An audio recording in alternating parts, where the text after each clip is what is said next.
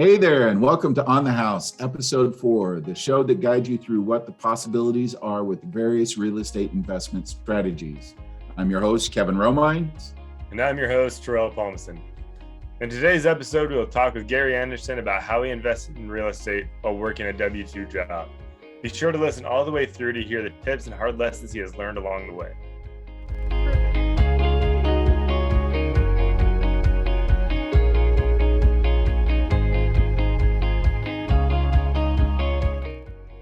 Hey, welcome to On the House. We are here with Gary Anderson, and Gary's going to talk to us today a little bit about his various adventures in real estate, from anything from single-family BRRRR model, kind of along the lines of BRRRR model, clear up to, I think you've got, a 9-unit in, I think it's in Morton, is that right? Lewis County. Okay. So let's just jump into it. And Terrell, I think you've got some questions you want to kind of kick it off with. Yeah. So Gary, how did you get your start in doing the real estate investing? Well, I got my start in basically, I guess I kicked it off in 2014. Some friends and I met, kind of a goal setting dinner deal after a project, some folks that I work with. And we all kind of different professions and go in different avenues. And one of them wanted to start a trading firm, basically a club trading. So he voiced that, and another one wanted to flip some homes. And I said, at that moment, I said, I'm going to buy a rental property in 2015. And so that January in 2015, I started looking at some different areas, trying to figure out what my entry was, and rather than buying one, I bought 4 in one sitting. Yeah, there you go. Jump in with both feet. Yeah. How long have you been doing this? So you've been doing this since 2015, and you do it full time? No, so I do have a W-2 job. I work for one of the largest oil companies in Washington. In the States, 1 of 10, right? And 24 years with that, trying to do 72 more months so that I can, be at 30. That's always been my goal, stay at one location for 30 years, right? Yeah. But no, I'm not full-time. I probably spend anywhere from 10 to 20 hours a week on my investments, on the rental properties. Started again, really took action in 2015. So a little more than 7 years. All right. Well, I'm assuming there's been a bunch of mistakes and things you've learned and whatnot along the way. Is there any of those that you can share at all? Oh, yeah, lots of mistakes, right? Lots of learning. You figure out what pieces that you like to manage or what part of the process you want to be in. One thing I learned early is I really like people, and I trust everyone first, and so that's probably my first piece. And I put that out as some tenants that I had inherited and trusted and got ran over. But one of my larger mistakes I think that I made, I was framing up a sale on a property to buy a duplex. And when I did that, I did not identify the sale as the intent to 1031 exchange. So I kind of lost in that, resetting that depreciation schedule and into the next property. And then, a little bit of tax burden that came with that. So that's probably one of my more costly mistakes I've made in real estate. Like 1031 it's unique. There's definitely some rules that you got to follow, and so long as you're within the rules, 1031 can be very, very profitable and can defer taxes potentially indefinitely to your grave if you wanted to. But it is a great tool to use, but there's definitely some rules that you've got to be up to speed with, otherwise it doesn't work out for you. But so what would you say some of the processes are that you go through when you're kind of sourcing your next deal, if you will? What's that look like? Well, my personal number one hobby is hunting, right? And so the hunt is really what I enjoy the most. So, you know, I simply chase Zillow. I look at what's for sale, what's sold, what's out there. I look at Craigslist. I look at LoopNet. Right? They say that's where deals go to die. So I was actually this last year. I pulled one off of LoopNet. You know, when it did die. But I basically just I'm a problem solver. So I've grown up repairing stuff. The creed was always, you know, if you can work on it, you work on it. We never hired anybody for anything. So I've had my hands in every aspect of it, right? So the hunt and problem solving and seeing how I can structure it so it makes sense for me. But with that, each property, I got to have some sort of vision with it, like where I can take it. But when I go through and look at it, mind you, I'm not getting a deal funnel where I'm vetting each one and then it fits my box or it doesn't fit my box, right? I'm just trying to figure out what I can work on at the time. It might be too big a project for me, depending on what I have going, and I may have to say no. At the end of the day, you know, I still have that 60, 70 hour a week W-2. So this is outside of my W-2 work. So my bandwidth is only so much, right? And with that, I basically go through, kind of crunch the numbers, see, you know, what the carrying costs are, see how long I can carry it, see if it's something that I can take over immediately and it pays for itself. I love a property that if I can sign my name to it and it's at an X value, even sometimes if it's a little bit under, and I know that it's gonna pay for itself. And at the end of the day, the principal pay down's there. Typically, the principal pay down kind of marks the appreciation. Of course, nobody should be chasing the appreciation, but if it doesn't impact me there, you know, I'll take it on. Fantastic. Yeah, honestly, in Washington State, we're kind of a combination of appreciation and cash flow state. You can still cash flow. You just got to look a lot harder these days to find the cash flow. And there are people that are more successful on that end of the spectrum than others. But Washington's a very good appreciation state. It probably is going to continue to be that for a number of years to come. So you kind of get lulled into that sense of, okay, I should get appreciation out of this, but you know, you've got to be careful too. Bottom line is, does the property pay for itself? And like you said, if it is self-supporting, then that seems like that's one of the criteria that you might have that will allow you to potentially go forward on a deal. And you kind of elaborated about all my next questions. So you've already covered that. So we're good to go. Terrell, do you have another question? Yeah. So I'm interested because I'm trying to get into doing my first rental. How do you determine your scope of work when you're going in to look at a BRRRR? So my scope of work might look a little different than someone else's. It just depends on, did I inherit a tenant? I really dislike working around tenants in the property, right? I like to go in. I like to just strip it. I've tried many times to kind of work around them. It just takes forever. I'm really a nuts and bolts. I got to get it down to the subfloor, whatever it be, and get out. So when I'm determining the scope of work, you know, my W-2 has prepared me for this. You know, I manage lots of large scope projects, you know, building tanks and putting tanks in the ground and other things. I simply work it just like I would at my W-2. I look at, you know, what needs to be done immediately, what's going to last a while.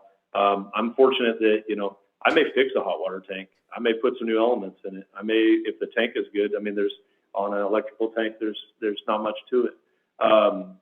Just because I don't want to interrupt the other pieces, right? The plumbing and other such. And so I look at stuff like reliability, you know, a bit of CapEx, you know, how long will it last? You know, what's there?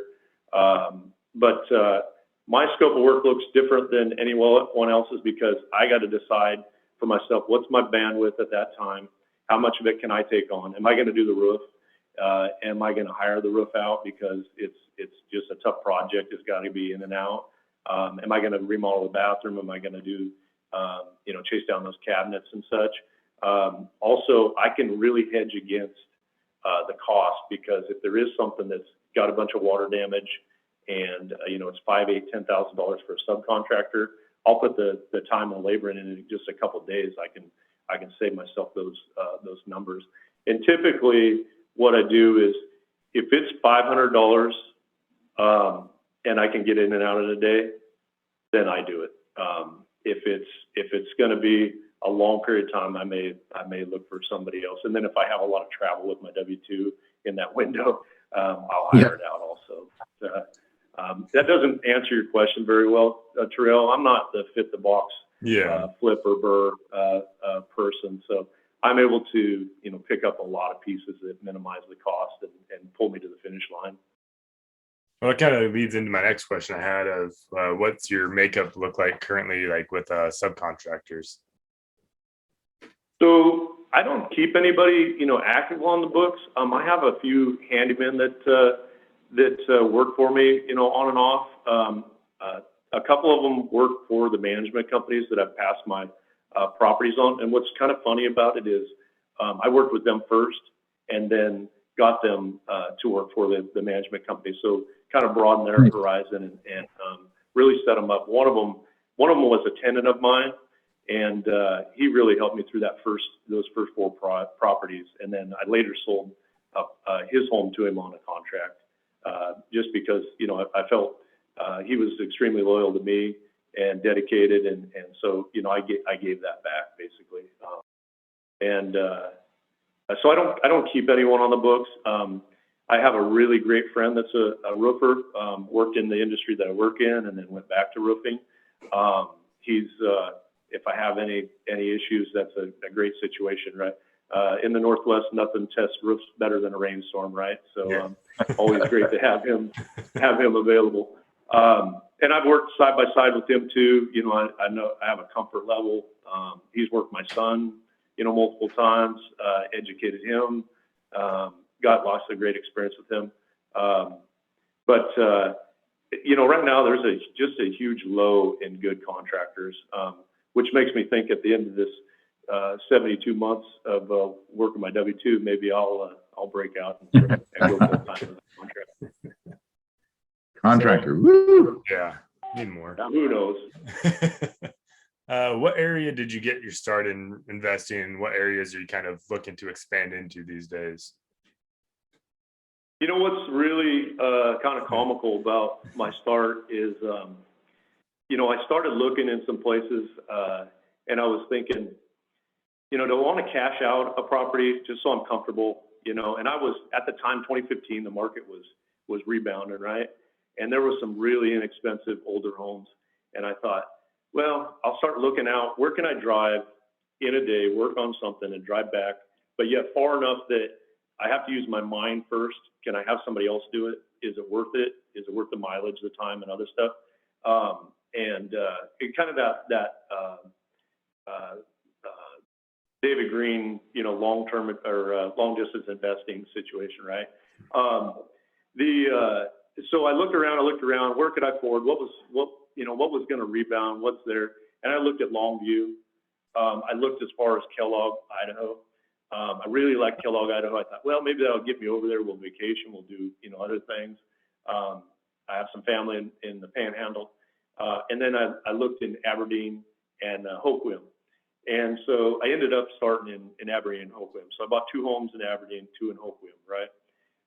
So when I was making that travel, it's from my home, it's about like 105 miles or something like that, about an hour and a half.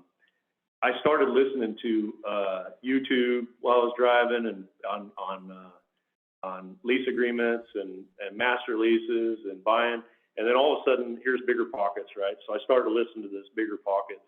And after a little bit of time, I realized, well, here I am farming in this Brandon Turner's backyard, and he's done more business there than ever, right? And I was like, holy smoke, somebody's going to think that I'm following or trying to copycat or plagiarize that process out there. But yeah, that's basically where I got my start. And as I was educating with the podcasts and things, at that time I was working in Renton. If you guys have ever traveled back and forth on the 167 freeway during daylight hours, you know there's not much travel and it's a parking lot at times. So I used that time to listen to all those podcasts, lots of learning, lease agreements, different things, and try to figure out where I fit in and what I could do. But man, what an education in just a short period of time. I got to the point where I was so addicted to these podcasts and learning that as soon as I got in the car, I just immediately had this one and subscribed to that one. And, I couldn't get enough hours in the car, and I made that travel time very enjoyable. So that's a good bit of my start. Go. And it seems like you've branched out away from Grays Harbor or Aberdeen or Hoquiam, and you've got some properties in some other areas. Where do you think that you're going to focus future efforts, or are you still going to be kind of all over Western Washington? Really hard to say. I'd really like to build an out-of-state portfolio. I have some family in Missouri, and we may look to build something there. Price point is good there. Maybe build something so that we could travel and kind of use some of that travel expense. But yeah, I have kind of pulled back out of Aberdeen, kind of span of control. And I still have some stuff, Grays Harbor, East Grays Harbor, but really like Lewis County, like the stuff near you guys. Most recently, I bought a property, a storage unit property in Kitsap County. It's a different market that I'm starting to kind of get into. But as things go on, I'm open to anywhere, anything. I know what we can manage now. Fantastic. So I'm not sure that you do a bunch of refinances, but if you were getting a property to a point of a refinance, and let's say the value didn't come in quite high enough, would at that point you just hold it on to the seller financing? Because I know you do a lot with seller financing. Yeah, I've had really great success with the seller financing. I'll go into that a little bit, but if I can't get the value for refinance, I guess it just depends on what I need the money for. Most Sure. Recently, I did a refinance to purchase that storage unit property in Kitsap, and I can give you the details of that. I bought a duplex for $82,000. I put $20,000 down. Not 6 years later, I pulled $85,000 out of it. To fund basically was my entry fee on the storage unit. So that was my seed money from that. There's still actually, there's still plenty of equity there to sell it and or, fund another deal. It was kind of a quick situation where, I need to pull this 85 to fund this one because I don't want to use my own money. I'm extremely cheap when it comes to fluid money. OPM, right? Yep. But Other people's money. Yep. Cash in hand, I just never let go of, right? But if for whatever reason that I didn't get the value, and I've been there before, it might sit on it, might look for a new lender. It really just depends on if you're attached to the appraisal. So if the appraisal sticks to you to the point that you can't move, you're just kind of letting the time decay, unfortunately.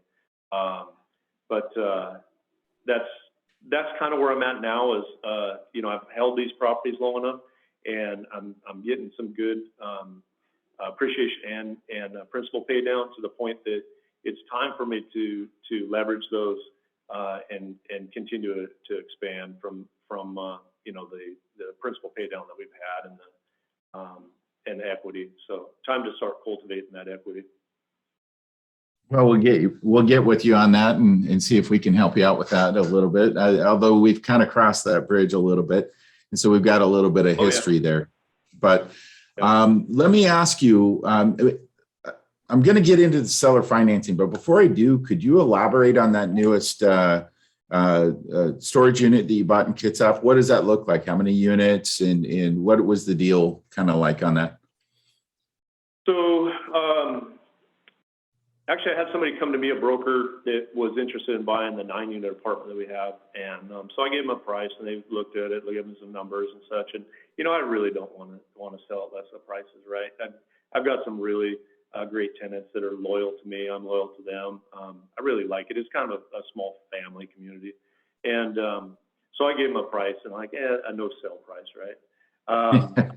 And later he came back to me and said, "Hey, I got the storage unit property that you may be in." And he came to me with that because of our conversation.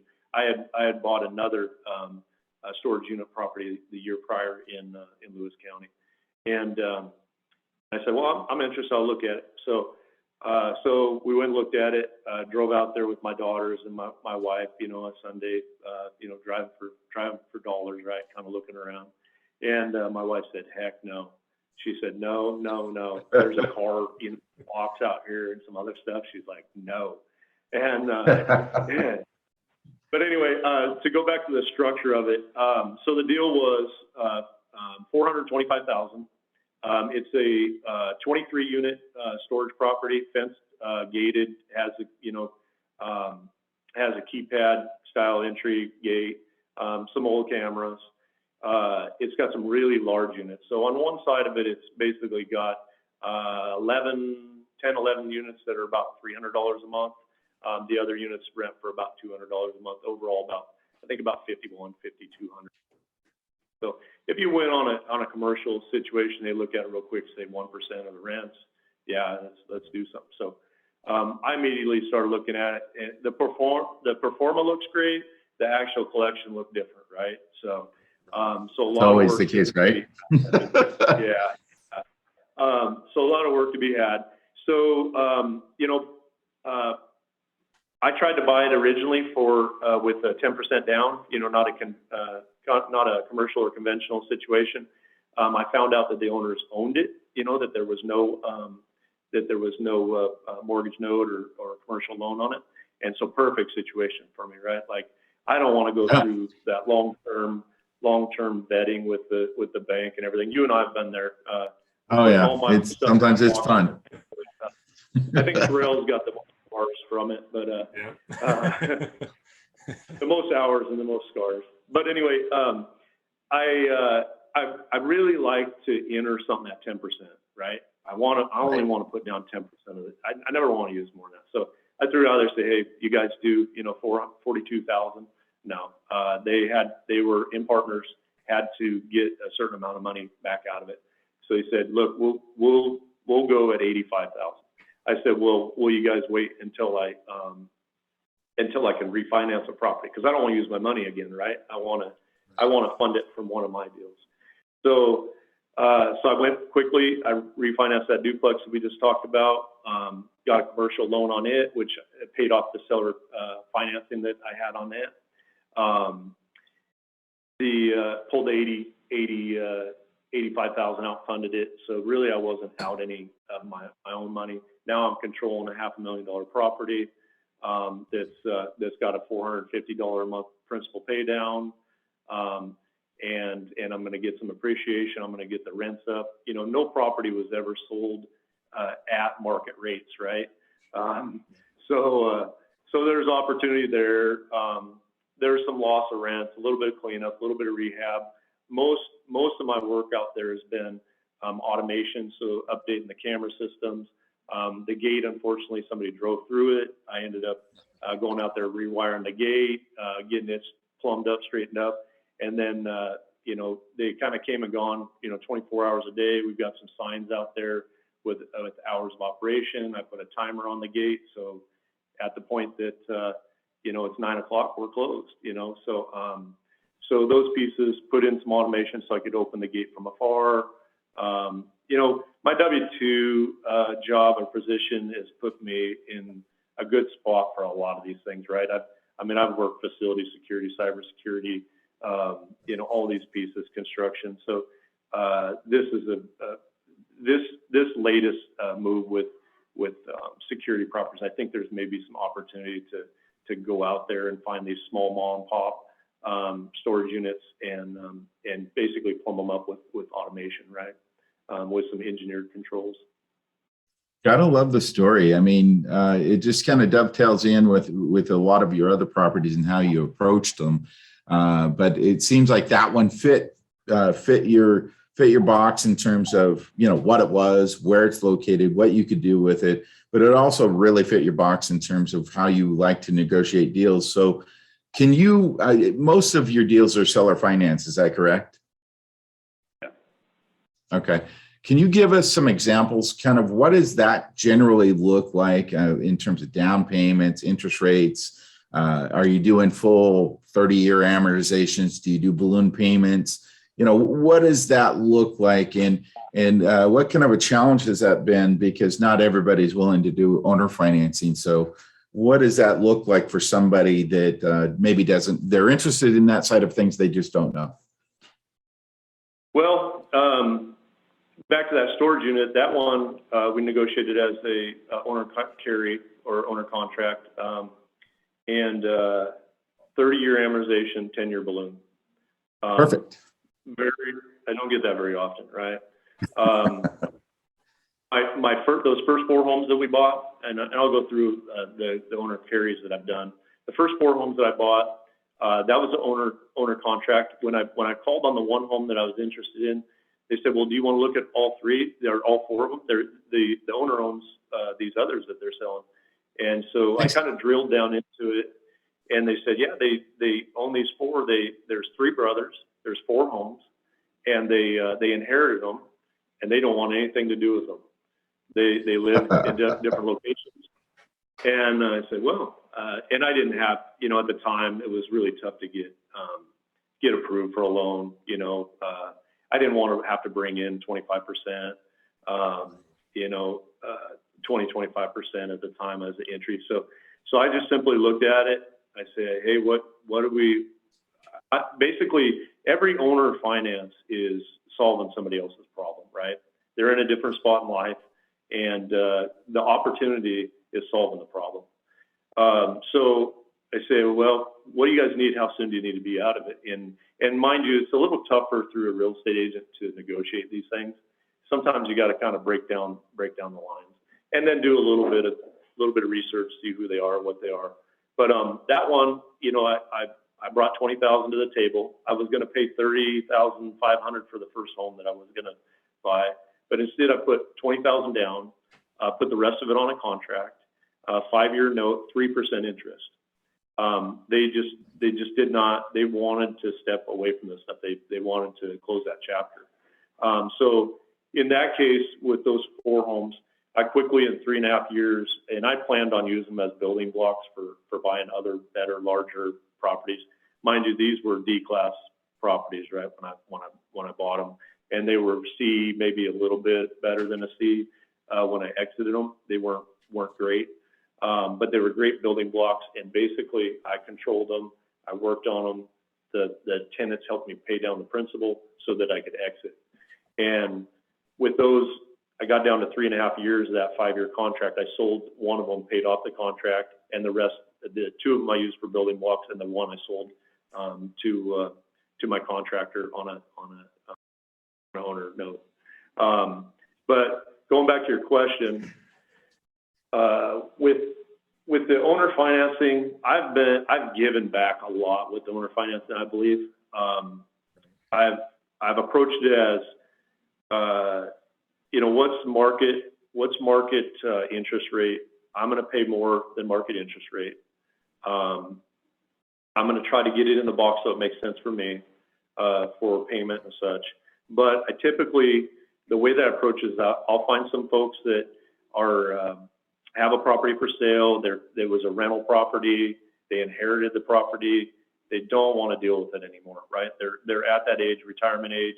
They're in a different position than I'm in. I own my property, right? My personal home. They probably own theirs. They own this one, so on and so forth. So I basically approach it with, you know, what is the property? Is it a rental? It's been a rental for them for, you know, 30 years. So they're looking at depreciation recapture. They're looking at possible, you know, long-term capital gains. to exit out of this thing. And so I try to just kind of educate them on those pieces first. And then I ask them, I say, if the phone didn't ring with this rental property all month and you paid all the bills, what kind of dollar amount do you think you end with at the end of the month? You know, and so say it's a $100,000 property, just for simple sake, maybe they end with $300 a month without the phone ringing, no trouble. If I can bring them $600 a month, steady, like their Social Security check on that property, and cut out all those tax hurdles, why wouldn't they carry a note, right? But they have to believe in me that I'm not going to fail them. That you know I'm gonna mail them that check every month, and or get it rehabbed and refinanced and get them cashed out. So with that, I kind of target those kind of properties that either are starting to kind of be neglected. You know, there's opportunity for cleanup. There's opportunity for some appreciation as soon as I get in and clean it up. And then a lot of times there's no property, like I say, that's sold at market value rents. They're just that's not a thing. So over time, I'm able to, you know, maybe increase those, and then that's where I start picking up on the cash flow. But if I can take it over and control it immediately, and it takes care of it, I have a W-2 job. I don't need the income. I just need it to support it. Yeah, honestly, those are great traits. And if somebody's going to get out there and want to take a look at some owner financing, some of those details are very important. And you've done a good job kind of walking through what that looks like. Yeah. Are most of yours do you do balloons on a good chunk of them, or do they fall into a fully amortized kind of background? So the shortest term I've had is 3 years. I've had two at 3 years, and sometimes those are pretty tough to combat. Yeah. I've done 2 balloons. They'll be coming up. I've got one that was a 5-year, or 2 5-year balloons. I'm sorry, I've done 4 balloons, or half 4 balloons. 2 5-year balloons. You know, 5 years, if you can't stabilize a property and get some appreciation, get some principal pay down, and you didn't buy it right to exit. But I've got two 5 years, and I'll go into details of those. You guys will really enjoy those too. And then I've got 2 10 years. So I've most recently bought a commercial 5-unit owner finance. Nice. With a 10-year note, again, a 30-year amortization. Not very often do you get a 30-year amortization. 20 years is about the best I can get. And that one was the 5-unit was a great purchase. I actually bought that over the phone. Amazing salt of the earth guy that I purchased from, and he basically sold it to me over the phone. It was a great situation. I brought $60,000 into a $420,000 deal, 30-year amortization. I couldn't be happier to take that property on. But going back to the 5-year balloons, one of these properties that I bought on a 5-year balloon was a great deal. A wonderful couple I met. It was a deal that was out there. It was pending, not pending. Folks want to retire. I watched it, and I kind of daydreamed about it. And I told my wife, I'd kind of like to own that apartment, right? I'd like to own this thing. And see, it's pending. It's not pending. It's pending. And finally, they got tired and they just took it off the market. And so I went and picked up the pieces, right? I went out there and said, hey, I'm committed to this purchase, finding a solution, whatnot. And, you know, if you guys are willing, I'll 1031 exchange a property. I'll sell one, bring in the seed money. Some people call it seed money or down money. I like to call it my entry fee. So, I went out a few times with them. I wrote up on that one, I did not write my purchase sale agreement. They were interested in keeping the real estate agent, you know, getting them paid because he put a lot of labor in. So they negotiated a commission for him. He wrote up the purchase sale agreement. But this situation, they were so eager to get out of it and not willing to wait for me to sell a property but they were willing to lend me $100,000. And so what I did is I pulled a commercial loan for 75% of the property, and they carried back the $100,000 on a 5-year balloon. And at the end of the day, I took on this property for basically the loan fee. I went in with $3,800 to escrow, and took on that note, and it paid for itself, immediately. It's taken some rehab and some time and whatnot to I've got 2 units yet to do a full turnover on, but then just an amazing property, an amazing purchase, and like I say, I just love the folks that actually all the folks that I've got an owner contract from. They've just been great people. Like I view them like they're my grandparents. They just and I wouldn't fault on any loan. I'd die trying to pay them. That's the commitment that I have to them. Absolutely. So what does your inventory look like? How many rentals do you have, and what types of rentals do you have now? So I had to kind of sum that up. It's kind of a moving target, because there's been times when I've had more. I have sold some. If you guys ever kind of looked at the grow a big pumpkin theory, some stuff doesn't work for you. So I've weeded them out. I've got rid of them. But right now, 2 storage unit properties, 50 units between the 2. One's 26, one is 23. One has a parking storage, so there's 50 spaces overall. And then I've got 20 other units, and they're single family duplexes, and then that 5-unit commercial property that we bought last year. So 70 units overall, or 70 rental doors. What do you think, when you get to a point where you're at a point of retirement, are you going to hold them through retirement? What's your end result? What's your end game on these properties? That's a great question. I've been asking myself a lot lately, right? So with the current climate and other stuff, you think, well, do I just sell these things and harvest equity and pay the tax burden and be done?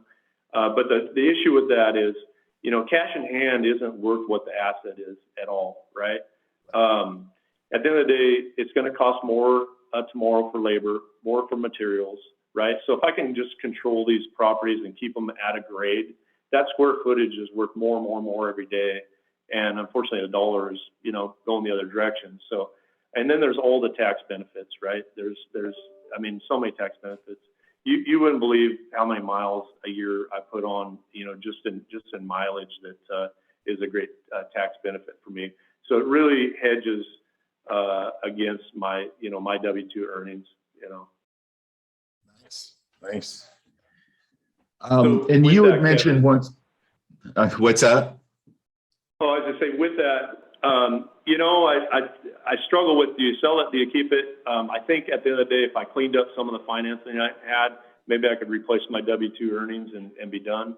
But, and then just go around and work on my own properties, maintain them, keep them up, work for other folks. But I think right now I'm just, still trying to chase that 30-year goal.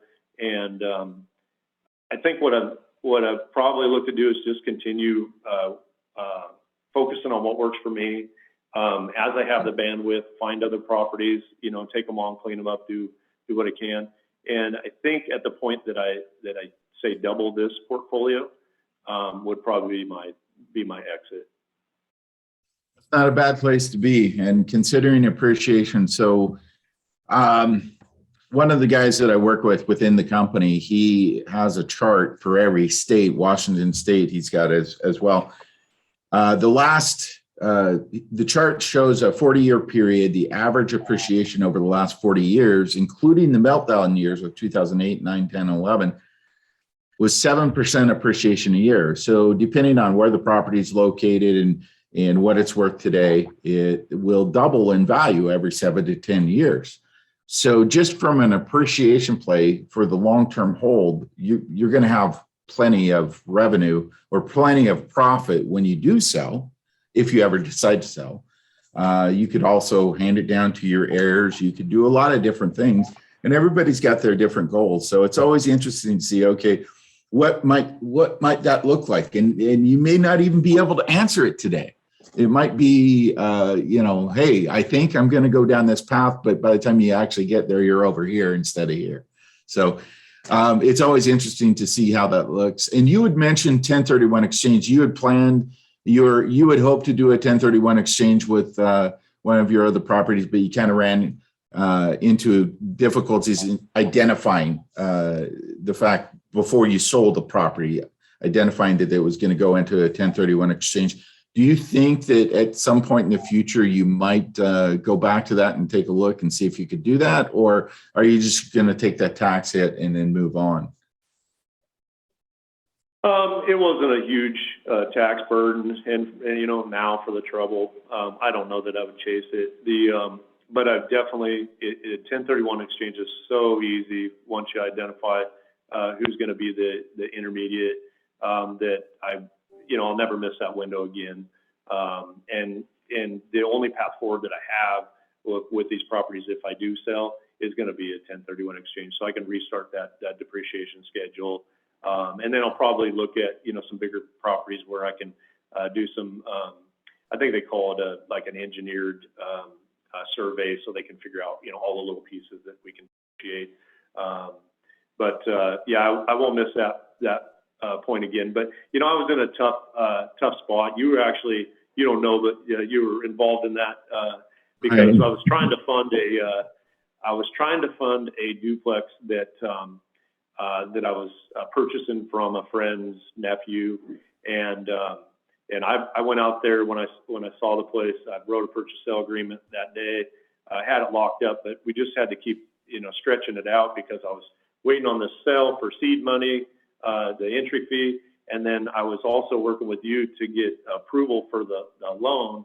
And I had all this stuff that I had a lot going on, and getting it all in the box so it conformed to a conventional loan was tough, if you remember, to the point that I was getting nervous. And I'm an extremely impatient person and very proactive. So I'm like, come on, let's go. But to the point that I was getting so nervous with it, I went to the sellers and I said, do you need me to start paying the mortgage on this because it's going to prolong again and again?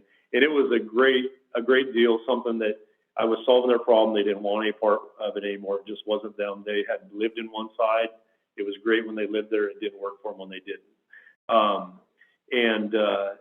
They were like, no, they were patient. They really saw it through. So I gave them a little something in the end for being so loyal to the deal. But that deal, Kevin, I was so ecstatic to have it. It was a really low rehab. I put about $12,000 into it overall, I think, or $14,000. I paid $210,000 for it. Just 4 years later, it's worth about $360,000, $385,000, somewhere in that neighborhood. And then, of course, my seed money or entry fee was one of those homes that are in Aberdeen. Fantastic. Terrell, I think you're up. Yeah, no, I've just been quiet. I'm trying to think because, like I said, I'm trying to do this as well, trying to just get started in it. So I'm just listening like, all right. So I only have one follow-up question for you, and that's a selfish one for me of like, if someone's trying to get into this, do you have any starting advice for someone trying to get into it? So I'm kind of a firm believer that you got to have pain for gain. You got to figure out what you can endure, and when there's pain, you'll find a solution, right? So go out there, find something. One thing that I would say to most everybody that's trying to enter, if somebody in their family is an aunt and uncle, somebody has a rental property they've had for 20, 30 years, and they want to exit, they're done. They want somebody to take it on and still get that paycheck. If you can create that paycheck for them, solve the problems, solve the tax burden, and take it over, that's a great situation. One thing I would do yourself, Terrell, is go out there and respond to these rental property ads that you see on Craigslist. Call the landowner up and ask them, where they're at. Talk to them about their property. Get a feel for if they've had problems filling them with tenants and other stuff, and see if they're open to sale or something.